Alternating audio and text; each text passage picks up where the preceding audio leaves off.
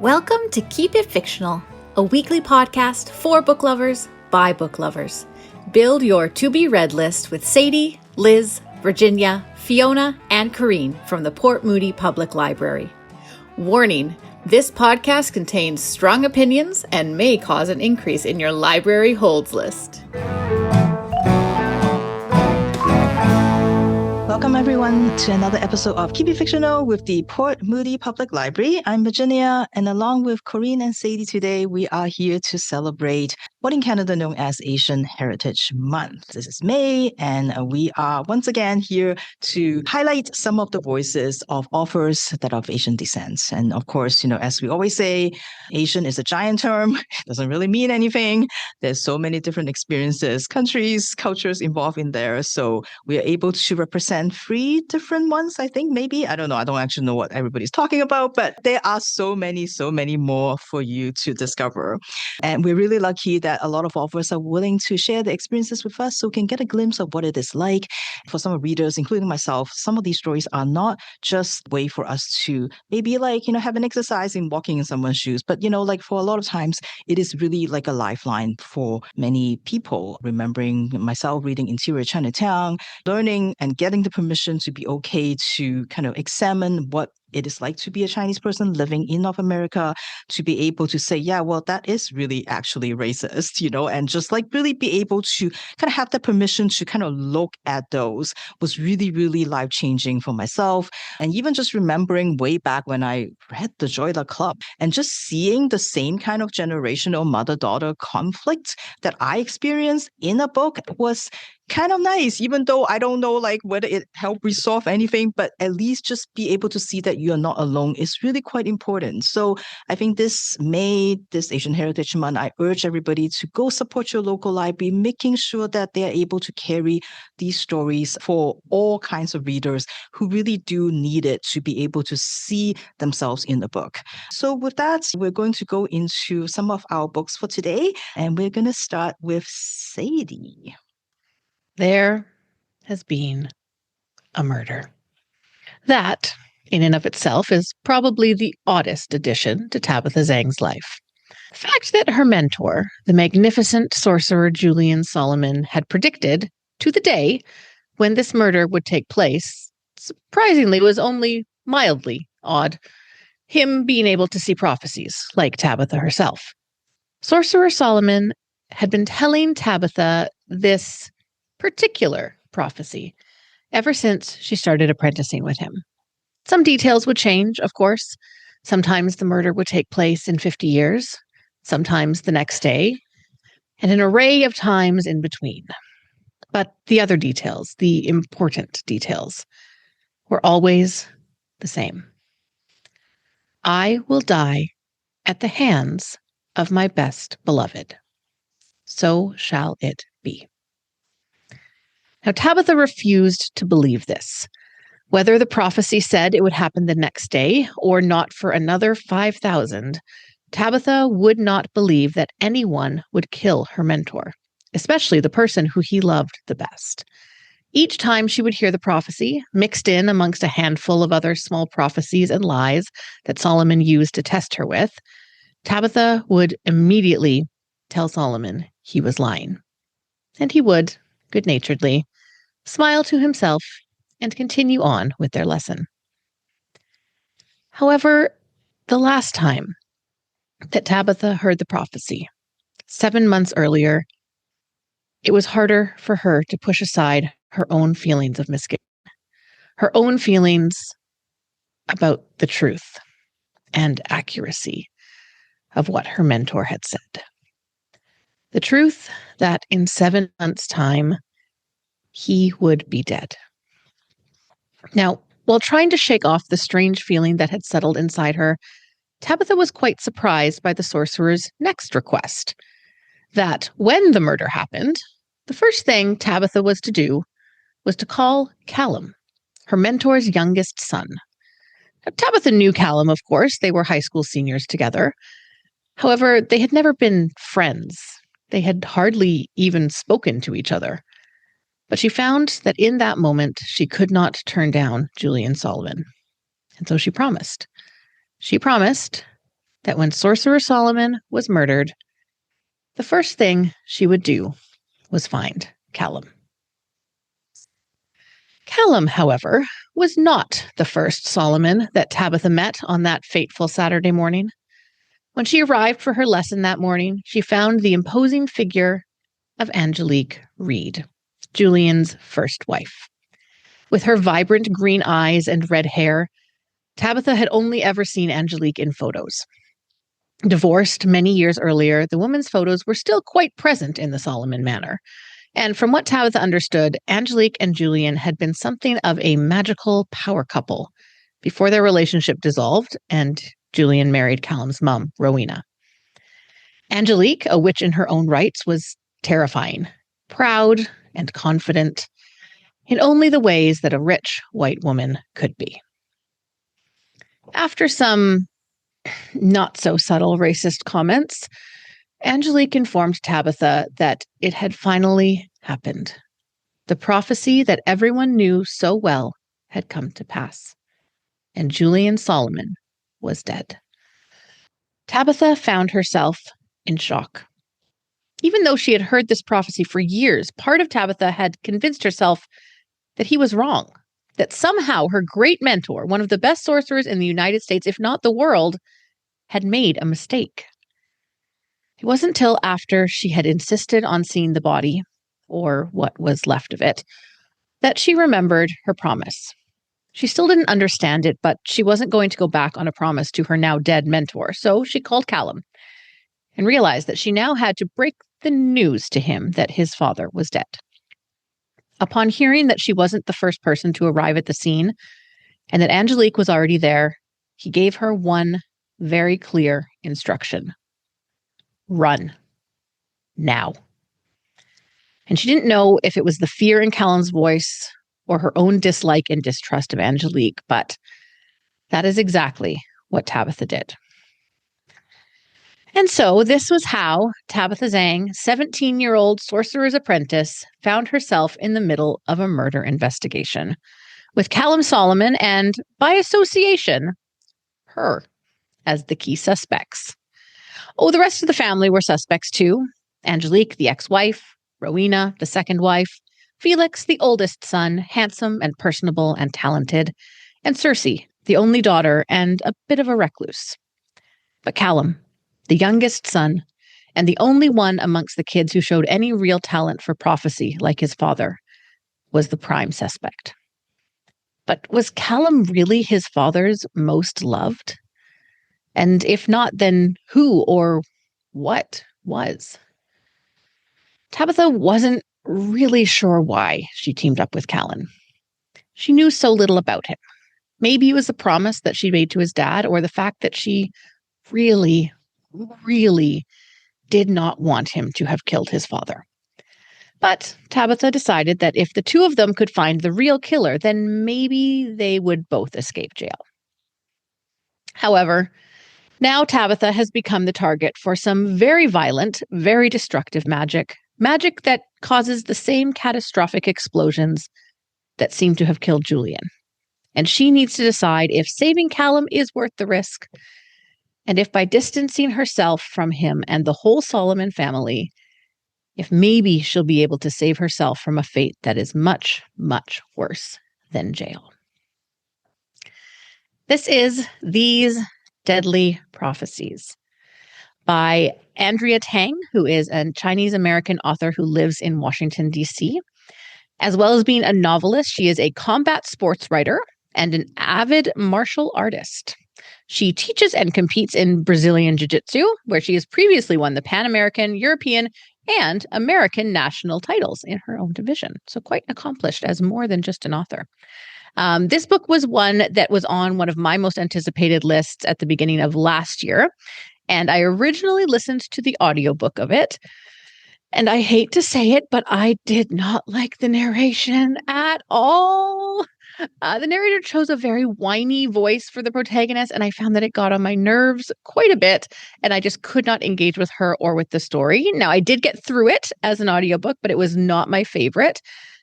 Even though the story, for all purposes, should have drawn me in, it's very much up my alley. That being said, I did revisit the book a little bit more recently, and I found that it was much more enjoyable just to read the book myself and have my own voice in my head.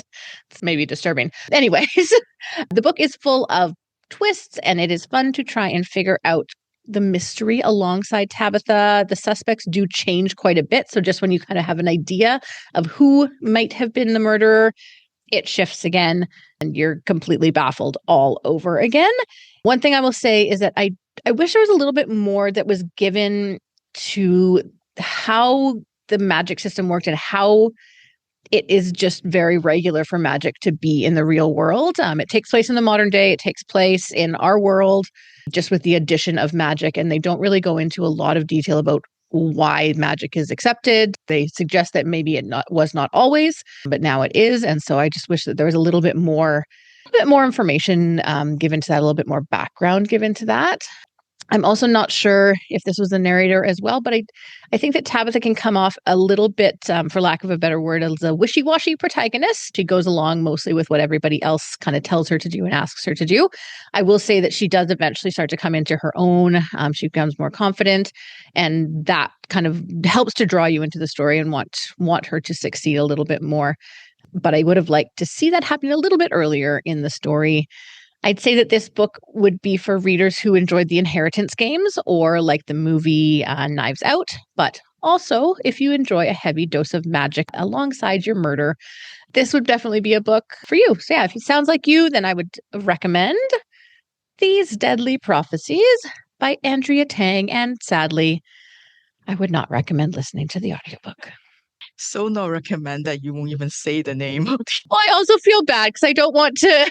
It may have just been that reading of it, so I don't want to say bad things about the narrator and all of their work because I have not experienced any other of their work. So it may have just been a bad choice for that particular book. So I'm not going to say who the narrator is because I want to give them the benefit of the doubt as well. All right. I was originally intended to pick a book that is maybe set in Hong Kong because I don't read a lot of that, or like some sort of related to that. And it did start /read two. One of them is Cold Enough for Snow by Jessica Oh, about a mother-daughter trip to Japan, and the mother's family is like supposed to be from Hong Kong, so it's like kind of a little bit of related. And the other one is called Owlish, which of course I bought because of the word owl in the title, and it's by Dorothy C. It's actually by a Hong Kong author set in alternate Hong Kong about like a university professor is having an affair with a ballerina automaton, and it has got a lot of references to like the political climate in Hong Kong. And even though it's completely different, it's not called Hong Kong, but it's totally Hong Kong in so many different ways. So it's really interesting to read that. But then earlier this week, the new Sayaka Murata landed in the library, and I'm like, nah, okay, I have to drop everything to read it. And so that's what I ended up doing. Very quick read. Like it was like kind of like a one morning I finished this. And after you read a Sayaka Murata book, if you have experience reading her books, you know that you need to talk it out.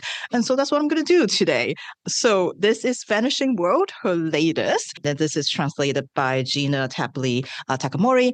And she's probably most known for Convenience Store Woman, which is a bestseller in Japan and all over the world. But that's not the first Murata book I read. As Corinne knows, the first one that I read is Earthlings. Now, if you have also read Earthlings, you know that it is quite the reading experience. And I know after reading that, I wasn't sure if I was going to read another one of her books, to be honest. But then Life Ceremony came out, a book of short stories, and I was attracted to the cover. Again, just like Earthlings, like Earthling has a very, very cute hedgehog cover in the American version. And this one has like a delicious looking hot pot on the cover that featured an anatomically correct like heart in there. So I'm like, okay, I need to know what's going on with that. Also, Liz told me that I should read it, so I did, and I really loved it. And I talked about it on the show already a few years ago. And so after that, last year, I went back to read Convenience Store Woman. Now, originally, I think the way the book was marketed, it's sort of like a kind of a slice of life story, and it wasn't what I really normally would read way back when it came out. But I think knowing Murata now, having read Earthlings and Life Ceremonies, I'm like, I'm going to have to give that a try. And I think like having been exposed to her writing, her social commentary, her viewpoint, like it is quite different experiencing, I think, Convenience Store Woman for me.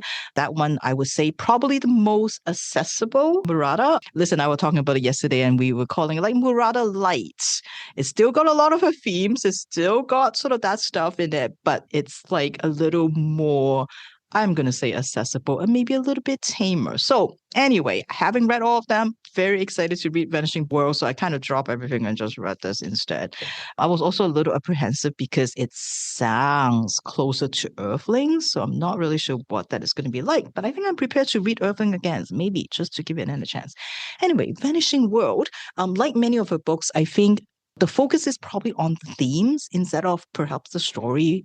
This one is set in future Japan, maybe alternate Japan, where everyone has kids by artificial insemination.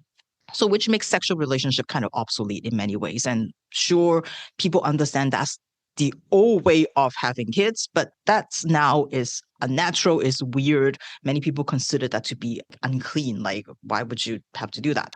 And so when you're thinking about it's time to start a family, you usually go and attend these matchmaking events where you meet possibly your future husband and wife, and you're focusing very much on compatibility, whether you feel like they can support you financially, emotionally to have a child, whether you feel like they can take care of like household chores while you need to focus on work.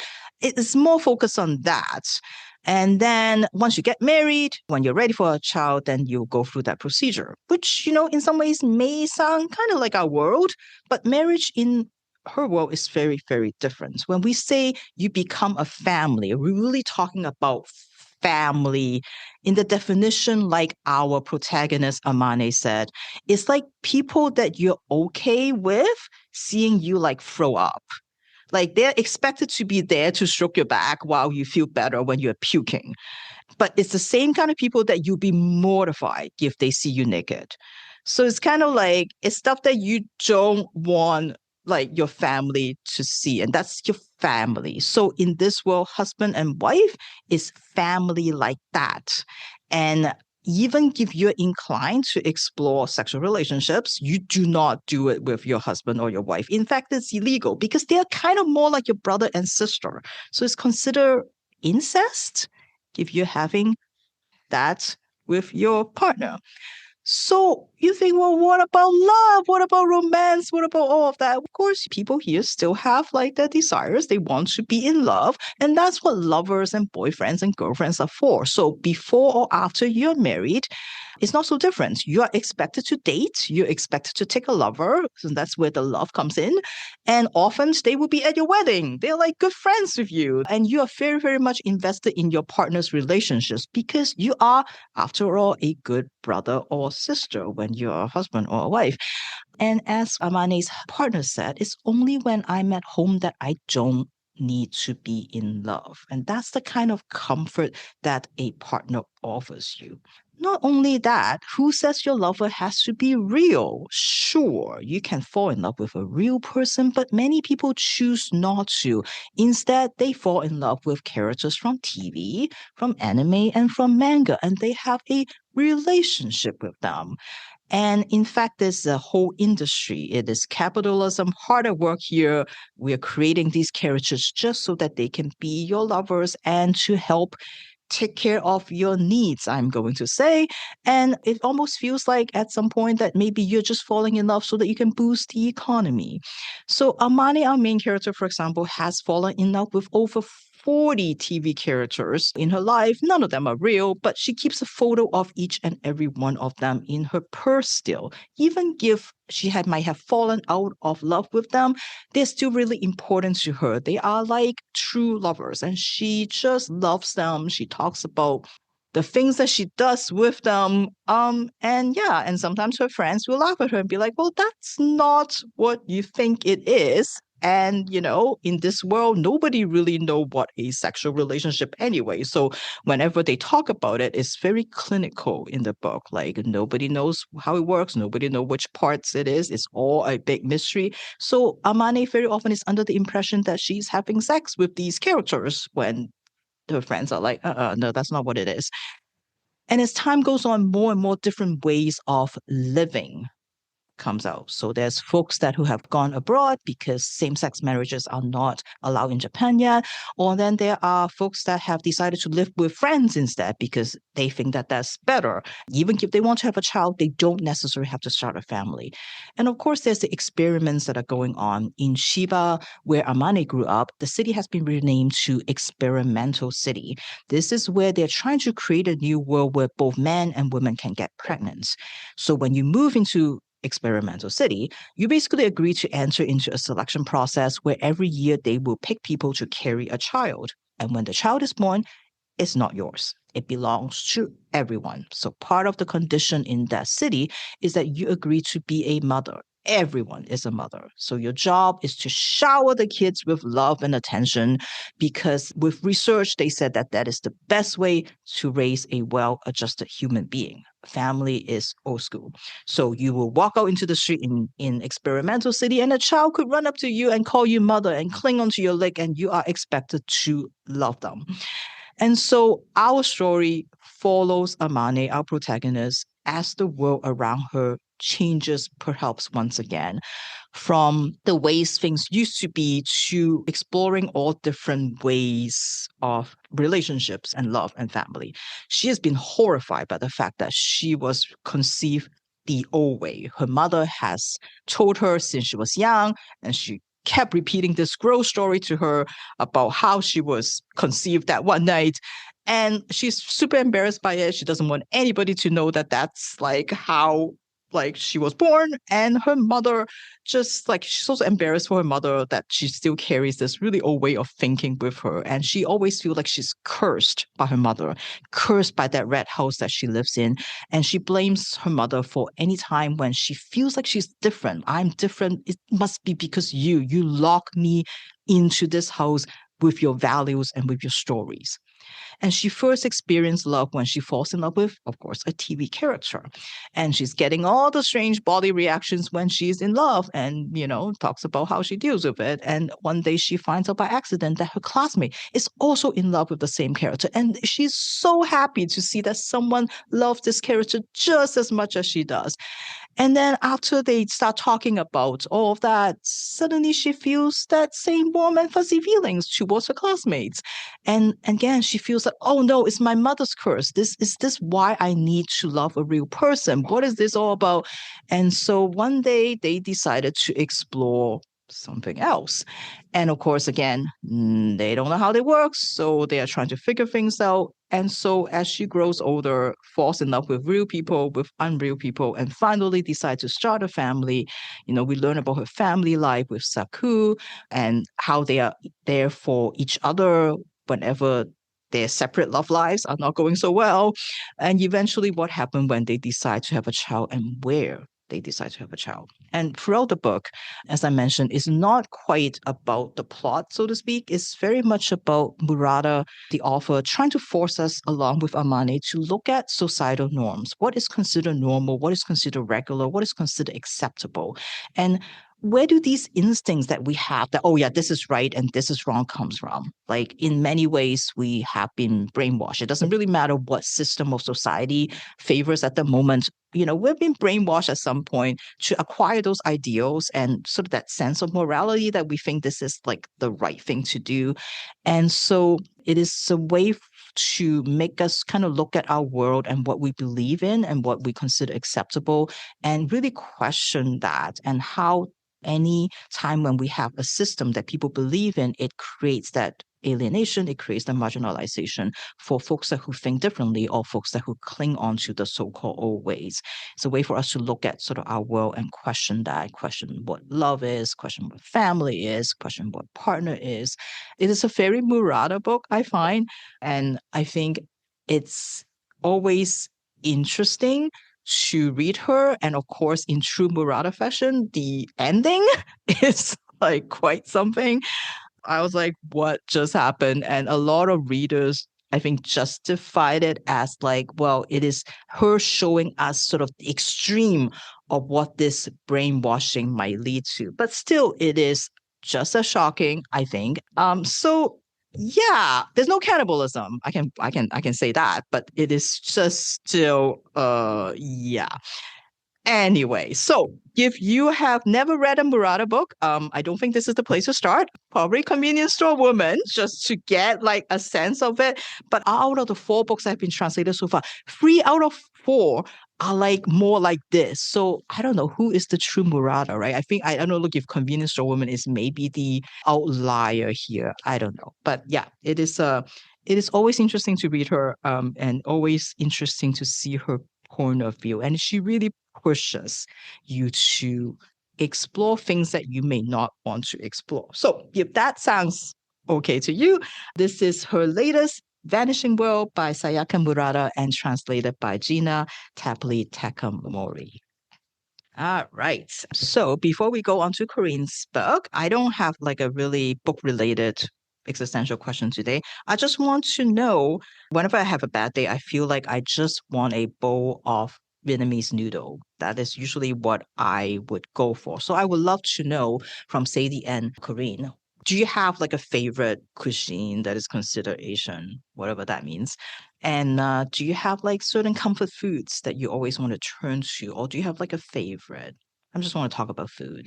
So Yeah. So there is a sushi, like a very small, tiny sushi restaurant on Commercial Drive that is just like really like a hole in the wall. There's maybe 3 tables in there. And during the pandemic, I think we were there every week. There was a point where they knew my name, and there's like some very specific rolls that I get like after a long day, and I can order it from here and then I pick it up on my way there. And it's just like, again, I think it's like the same reason a lot of people like Tim Hortons. It's consistent. It is neither spectacular nor is it like horrible. It's just consistent. I always know what I'm getting into. I always know that it is going to be exactly what I want. They have a mango roll and I love mango. And yeah, that order kind of always revives me, but I'm like, you just need to like make it home. And if you stop here, okay, I can do it. It's like warm. It's still warm in my hands as I'm like walking back home. And then I just kind of eat. It's exactly the right amount of food that I want. And then I immediately fall asleep on the couch. So ever since I was a child, one of my all-time favorite foods is wonton soup. Like I absolutely love it. And this has continued into adulthood. And so anytime I need comfort soup in general, but wonton soup especially. And then we also recently discovered a vegan Vietnamese restaurant, and it is so good. It's called Khoe. And they do like banh mi and like noodle bowls and salads and things like that. And it is just the most delicious thing ever. And it is so disappointing because it is very difficult to get. We try to order through DoorDash, and we actually ordered the other day and they canceled our order because the restaurant, I don't know if they just don't have the resources to handle like a lot of orders at once. And so we'll often not be able to get it, or it will take a really, really long time for it to get to us. And so it's very sad. But I think that is becoming one of my like really, really special comfort foods, is just these like tofu, or they use, I think they're soy curls, but like for their chicken banh mi. And it's just so good.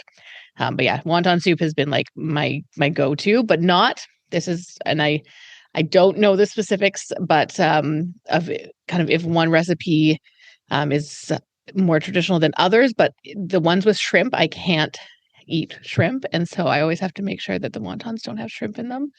But otherwise, wonton soup with noodles and veggies and deliciousness. I also very much, I can eat shrimp, but I do not like the kind with shrimps. They just taste wrong to me. Yeah, and so thank you for sharing some food recommendations. It's always good to know where to go when you just need that, like you said, like that comfort. Just there's the familiar thing. I do not agree with the Tim Hortons thing, but because it's gross, it's consistently gross. Okay, you're right. Yeah. Okay, maybe it is. I'm not saying it's good. Consistently gross. It's horrible. It's horrible food that tastes bad and is bad, but it's consistently bad. So I consistently don't go there because it's consistently gross. Okay, makes sense. All right. Okay, so Corinne, do you have a consistently good author, or do you have a new author that you have discovered for this week? Yeah, so I also have a book from Japan. Sometimes, we plan out to make sure we can kind of hit different countries, because as Virginia said, Asia is it's a big continent. It's a big continent, but every once in a while, like a book lands in your lap and you're just like, I have to drop everything and I have to read this one. And this is one that I have been really meaning to get to. I've had it on my shelf for a little while, and I thought it was just the time. And I read a lot of reviews about this book and they were so glowing, and they mentioned a lot of other books that I really liked. And so I was like, okay, I want to try this for this topic. And I'm so glad that I did. Did I bawl on the SkyTrain? Yeah, I did. I did. And I'm so happy that the author was willing to share this story and this journey, because it's so personal and so wonderfully done that I'm just really blown away by this book. I will say that there is a content warning for depression and suicidal ideation. So I really wanted to talk about the book Halfway There. So when Christine was 5 years old, her family moved from Japan to America. Her family consists of her father, who is an American, and her mother, who is Japanese. And Christine is called a lot of things. She's called half. She's called Wasian. She's called a halfie. She's called mixed. Hapa. This makes her, for some people, exotic. In the small, predominantly white Connecticut town where she grows up, it makes her popular. It makes her something special. And for a long time, she really relishes the attention. It makes her different from everyone else. But eventually, she starts to find it limiting. When the kids are playing Disney princesses, she gets to be Mulan and no one else, even though, as she points out, Mulan is Chinese and she's Japanese. And eventually, this label starts to chip away at who she is. She's not American, not American, but she's also not Japanese, not Japanese. And because she doesn't have full command of the language, there is a moment in her life when some kids are asking her to speak Japanese and she struggles, and they say dismissively, she's faking it, as if you can fake being Japanese. She really enjoys her time going back to Japan. Whenever they visit, she gets to meet with her grandparents, Baba and Gigi. And she always feels that on that plane ride home, she's being ripped away from something wonderful, from a place of fantastic things and love and happiness with people who look like her. And as she grows up, she kind of feels hemmed in by this small Connecticut town, the expectations on her, the fact that she just doesn't fit in there. And so upon graduation, she decides to take a big leap. She enrolls into a university in Tokyo. At first, when she gets there, it's exciting. Tokyo is a huge city. This is a real chance to reinvent herself, but also to find herself. She can really figure out who she is as an adult. But when she gets there, she finds the same issues. There she is exotic. She's hafu, which gives certain people permission to just ask her questions, to touch her, to make comments about her promiscuity. They make assumptions because she's not Japanese. She finds it limiting. Her Japanese is weak, that she finds it sometimes hard to connect with her grandparents. She struggles in school. What does it mean if a Japanese person can't speak Japanese, can't learn Japanese? And it eventually starts to chip away at who she is. As the byline of the book is, when you're always just half, how can you become whole? Eventually, she sinks deeper and deeper into isolation. She hates Tokyo. She hates its coldness, hates that she's constantly surrounded by other people and their judgment. She hates the other students who are all better than her at Japanese, who are more beautiful, who are more put together, who seem to know themselves. But most of all, she hates herself. Eventually, she sinks into a depression in a city that is a part of her, but also not a part of her. A city that she desperately wants to belong to, but also feels she can't belong to. This is a really heart-wrenching, affecting graphic memoir. where again, we are so privileged to get Christine Mari's point of view and her willingness to really share her struggles. The art style, while simplistic, really works. When talking or kind of personifying her depression, she has like a mirror image of herself, which is, if you've ever seen Howl's Moving Castle, when he turns into like a green goo, the goopy, depressive, sticky side of herself that is constantly whispering and hissing in her ear that no one likes her, no one cares, and she doesn't belong. It really illustrates kind of feelings of depression, of isolation, of being in between. I am so impressed that this is actually her debut graphic novel. I think that she shows such a masterful command of storytelling, of pacing, and her art is so beautifully rendered that you can connect to it on so many levels. And there are parts of like struggles with mental health that she just gets in an image that words sometimes can't. It really does talk about that struggle of her feeling like she has been called half. She struggles with that identity, how it is impossible when you stick people in a binary that it really shatters the wholeness of people. She's neither one nor the other, as people constantly remind her. And if she's constantly defined by what she isn't, she finds it really hard to define what she is. People look at her and they make judgments about who she is, but they don't really see her. If we limit people into this or that, exoticize them, you don't really see them.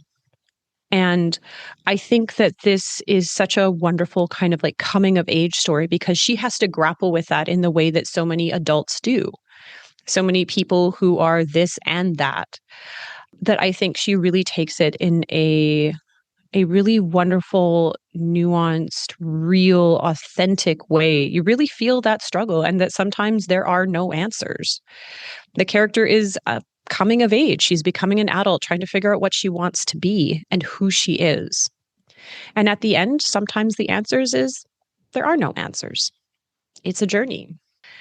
The relationship that she has with her Baba, her grandmother, is genuinely beautiful. And yeah, I did start crying when she really talks to her Baba and her grandmother. It's just so gentle. It's so gentle. I think that any reader could find something wonderful to learn from this book, something that's going to touch them, something that might shift their perspective a little bit or help them discover a little bit of who they are at any age. So, yeah, if you are looking for a wonderful graphic memoir, if you're looking for a wonderful coming of age story, or if you're just looking to kind of support an author who I think has done great things and is going to go on to much greater things as well, I could absolutely recommend Halfway There by Christine Mari. Thank you for that. I think, it's it's a graphic novel, so it's fine that if they both have similar backgrounds. Of course, yeah. Well, I mean, as usual with these episodes, if anyone wants to, this is time you to sneak in any other recommendations or like books that you might have considered for this episode that you didn't get to. I can start first so you can give you time to look through your list.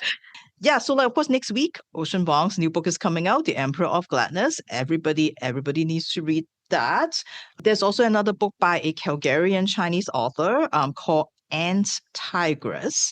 And it's a book by Emily Yusun Chin. And the What Got Me, I didn't know she was from Calgary at first, but what got me was the first line in the blurb, which say, Tam hasn't eaten anyone in years. So that's, I need to read that. I started off, because I wasn't really in the fantasy mood, but I started off and the first couple pages referred to, I am pretty sure they were talking about a Calgary Flames game, because they talk about the red jersey on the street. So I'm like, okay, now I really need to read this. So yeah, so that one's on my list. I might save that for the Prime Month episode because it's also a queer love story. And then the other one, of course, is Neon Yang, a new novel called Brighter Than Scale and Swifter Than Flame. I was going to do it, but it's about dragons, and I don't care for dragons. So yeah, so I also like kind of hesitated on that one. But those are like some authors that have new books coming out that I am excited to get to at some point. Just because I've recently discovered two new authors. Hannah Alkaf is a Malaysian author. and Kat Cho, who's a Korean author. Both write YA books. One of them I will be talking about in a couple weeks for one of our episodes that I read specifically for that episode. And now I'm going to find other books by this author because I really, really enjoyed it. Yu Young Wang, get a new author, The Rainfall Market, that I read at the beginning of this year. Just kind of like a charming, but a little bit more going on there. Story about a market that kind of grants all of your wishes. Okay, you might have to come back to me for more. But that's my start. That's good. Yeah. It's also funny too, because I love how we sometimes qualify these cozy stories that are very, very trending right now with like, it's a cozy, but it has more going on because not all of them do. Well, also because I don't know if either of you have read that one, but there's definitely like an undercurrent of not coziness to that one. So you're not gonna get all good feelings in that one. That's not the one with trolls, right? Goblins? No. I'm thinking of something else. Okay. No. Borchung has a new one coming out with Anton Hur that is being released in late September, which I'm super excited about. Midnight Shift by Chon So-ran, translated by Jean Ping, is coming out in August, which is fantastic. Second Chance Convenience Store by Kim Ho-yeon. Again, these like cozy ones where it's like I own a small business, but then all my quirky neighbors come to visit are kind of like hit or miss with me. There was some that I really liked. And then there's one that has rainfall in it, which involved like 100% more goblins than I expected, which I purchased. And I'm just like, I don't think I can get through this, which is saying something because I usually finish every book. Lost Souls Meet Under a Full Moon by Muziki Sujimura, who did Lonely Castle in the Mirror. This is their new one. At home, I have got Water Moon by Samantha Soto Yambo, who is based out of Manila in the Philippines, which is kind of like it's been described as Miyazaki-esque. We'll see. We'll see. That's a bold claim. That is a very, very bold claim. Did you fold the cover into whatever that bold thing? Yeah, okay. Yeah, which is very cool. Like as a marketing technique, very, very cool. But I got the library copy, which the cover is taped to the book. So I will not be able to do origami, which is for the best because I'm not very good at it. There's nothing better marketing wise than that recent menopause book that we got that comes with a paper fan. I'm sorry. I think that is the best. Who cares about stickers when you get a paper fan to go with it? As far as gimmicks go, it's like practical and fun. Fantastic Lou, which was a very sweet little graphic memoir by Lung Ching, who I believe is based in Canada. And of course, I'm going to give a shout out to the boss, Han Kong, who We Do Not Part. It might be one of my favorite books of the year, but we'll see. We'll see. Sadie, were you able in that kind of scatter shot approach to like find a few things? Kylie Lee Baker, Keeper of the Night books that I've talked about on the show. Ruth Ozeki, I think she is American-born, Japanese American, but she lives locally and she writes locally as well. So a lot of her books do have a BC connection. Oh, Sherry Thomas. Sherry Thomas is another one. She writes historical mystery novels. Most well known is her Lady Sherlock series, which is wonderful. And that's just a series that I kind of keep on reading, just kind of when the next one comes out. I'm excited for that next one. So yeah, okay, there's my list. I feel like I had to stop at 3. I'm just like, this this episode can go on forever. Okay, we're just gonna go through our list because there are so many. But I guess my follow-up question to that is, what is a author from a particular country in Asia that you haven't read yet that you're hoping to get to at some point, maybe? Like a specific background that you're like, I don't think I have ever. Because for me, would be probably an Indonesian author. Like, no, actually, that's not true. I did read one. It was a choose your own adventure type kind of book for adults, which involved the devil. So I did read that one. But yeah, but like maybe I would say probably somebody with sort of that. No, I think I'm lying. I did actually read a good book. Okay, anyway, no, never mind. I don't have an answer to this. Your answer, maybe. Yeah, I can't remember if this was like my reading goal last year or I've mentioned this before. I feel like Southeast Asia, there is not a ton published, thinking like Laos, Cambodia, Vietnam, Thailand. I feel like we don't get a ton of stuff in translation, and so need to make like more of an effort to go and seek those out and kind of purchase those, because I don't see a ton of stuff directly coming out of those markets into the English market. So I should make more of an effort there, because I feel like yeah, there's so many exciting voices to discover. Yeah, I was going to say kind of similar. This one is kind of cheating because I did just read a story based here, but Malaysia is a country that I have not read a lot about, and I was actually quite pleasantly surprised to find the book that I'll be talking about in a couple of weeks was actually set in Malaysia, not just a Malaysian author, but it was set in Malaysia, which I don't think I've read a book that is set there. So yeah, that and Vietnam I think would be one for me as well.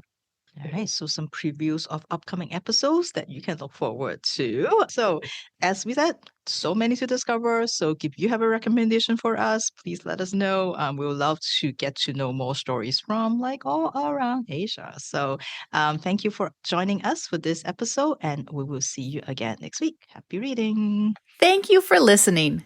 If you like our show, please tell a fellow book lover about it. You can find a list of all the books we discussed in our show notes. Join us next week for another fun book chat. Until then, keep it fictional.